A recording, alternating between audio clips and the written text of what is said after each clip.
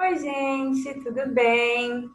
Hoje a gente vai dar continuidade no nosso assunto sobre reforçadores, né? Então, a gente falou nas aulas passadas de que a consequência que aumenta a chance do comportamento voltar a acontecer são as consequências reforçadoras, né? Hoje a gente vai fazer uma divisão conceitual sobre os tipos de reforçadores e a gente vai começar com reforçadores sociais e não sociais.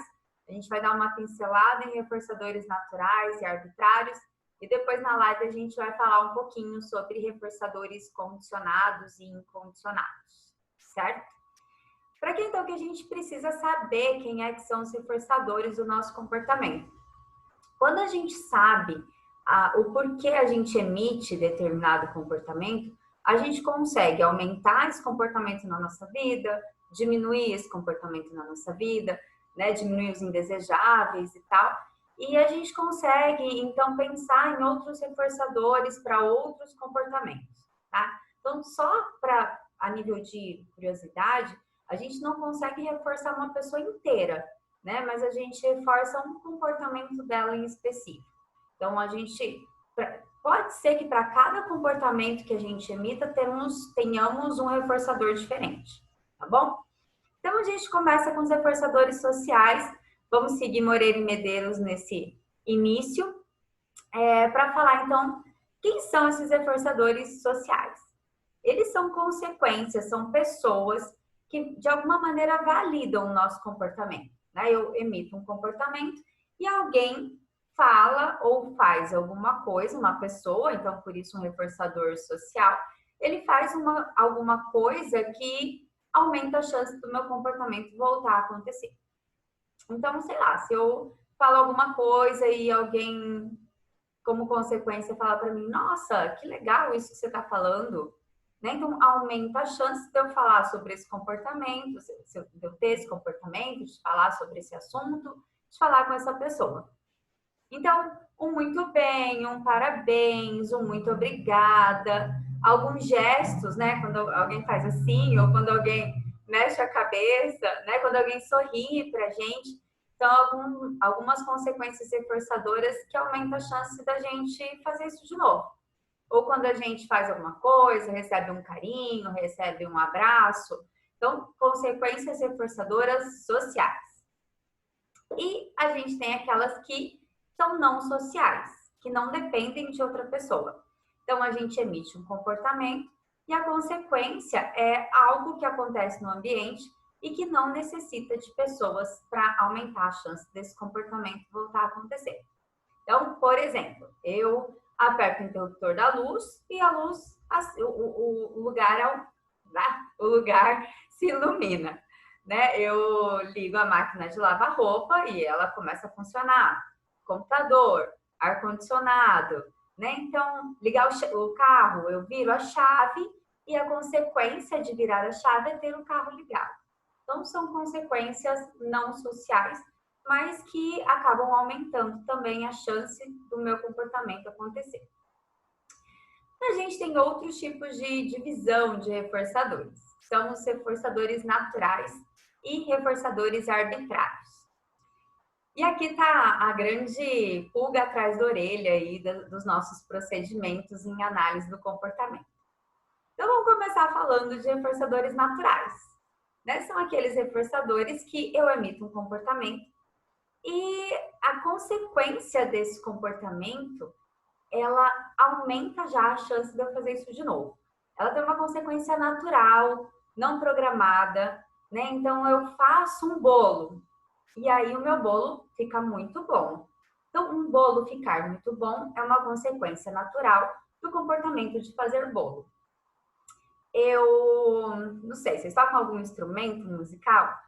Né? Eu toco um instrumento, eu não toco nada, tá, gente? Só um exemplo.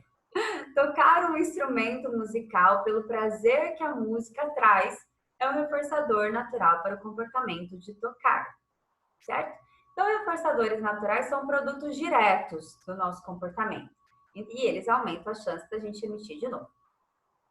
E aí, a gente tem na vida muitos reforçadores arbitrários, que são alguns reforçadores que a gente programa. né, como consequência do comportamento. Então, alguém fala assim, ó, se você fizer um bolo, então você vai receber um elogio, você vai receber um dinheiro, você vai vender o bolo. Então, essa consequência, você não está fazendo o bolo pelo comer o bolo e ser muito reforçador. Está fazendo um bolo para ter uma outra consequência programada, arbitrária para o comportamento de fazer bolo. Né? Por que a pessoa toca por consequência arbitrária? Porque ela vai tocar em algum lugar e vai receber um dinheiro para poder tocar. E aí a gente usa bastante reforçadores arbitrários, né? E a gente tem reforçadores arbitrários na vida. Tipo, salário, né? A gente trabalhar. Qual que é o reforço para o trabalho? O reforço para o comportamento trabalhar é a consequência salário, que aumenta a chance de você continuar trabalhando. Talvez o seu reforçador do trabalho seja um reforçador natural, que é eu trabalho porque eu gosto. Mas muitas pessoas trabalham pelo salário, né? E trabalhar pelo salário é um reforçador arbitrário. Aí qual que é a grande pulga, né, que eu falei? Quando a gente tem alguns pais que vão na clínica procurar atendimento para os filhos e tal, a gente propõe alguns reforçadores arbitrários para o comportamento, tipo o comportamento de estudar. E aí começa a zica, né? Por quê? A gente fala assim, olha, vamos pensar em algum reforçador, em algo para a gente poder aumentar a chance do comportamento de estudar. E aí a gente pode pensar, não sei, ó, se ele estudar hoje, então ele pode jogar videogame depois. Ou ele pode ganhar um brinquedo, né? E esse seria, então, um reforçador arbitrário. Os pais geralmente falam assim, estudar não é mais do que obrigação dele, ele só faz isso da vida, então ele tem que estudar. Só que aí, o que a gente pensa? Tem muita coisa que acontece na vida da gente que tem consequências naturais, né? Tipo estudar. Tem consequência natural para o comportamento de estudar? Olha, se eu estudo, então eu aprendo, eu me torno uma pessoa mais culta, eu consigo saber de algumas coisas que sem estudo eu não saberia. Então, esses são os reforçadores naturais. Só que a criança, ela dificilmente vai ter acesso a esses reforçadores se não for por meio de reforçadores arbitrários no início. Faz sentido? Porque assim, olha, às vezes a gente programa reforçadores para que ela tenha contato com o reforçador natural. Vou mudar de exemplo só um pouquinho. Se a gente pensar assim, olha, vamos fazer exercício físico. Só dizer para você, olha, faça exercício físico, porque exercício físico traz uma boa noite de sono, as pessoas ficam mais relaxadas, elas ficam mais imunes a doenças, elas se sentem melhor. Se a pessoa não gosta, se ela nunca fez atividade física, será que só de falar para ela, ó, você tem que fazer, ela vai fazer? Né? É a mesma coisa que a gente faz com as crianças. Né? Você fala para a criança assim, olha, você tem que estudar porque você precisa ser alguém na vida. Né? Quando você tiver 30 anos, 20 anos, que seja, você precisa ter um emprego, então você precisa começar a estudar agora, você com 5 anos. Né? Então, a consequência, ela está muito longe do comportamento. Né? Então, assim, nenhuma criança de 5 anos vai começar a estudar para ser alguém na vida com 20. Né? Então, a gente precisa dividir esse comportamento em passos menores e a gente precisa arranjar contingência para ela estudar agora, com 5 anos. E aí, às vezes, a gente propõe essas trocas porque a gente precisa começar com reforçadores arbitrários ou programados para que ela tenha contato com os reforçadores naturais, que é aprender alguma coisa, ler para saber mais sobre o mundo, poder conferir um troco quando ela for comprar alguma coisa, né? Então, ensinar ela a comprar figurinha sozinha, tal. Então, nesse sentido, a gente programa, a gente organiza consequências para que ela tenha contato com as consequências naturais. Né? Então, muitas vezes a gente recebe críticas como se a gente estivesse comprando o comportamento do outro. Né? Mas a gente não percebe que a gente tem reforçadores arbitrários durante a vida inteira.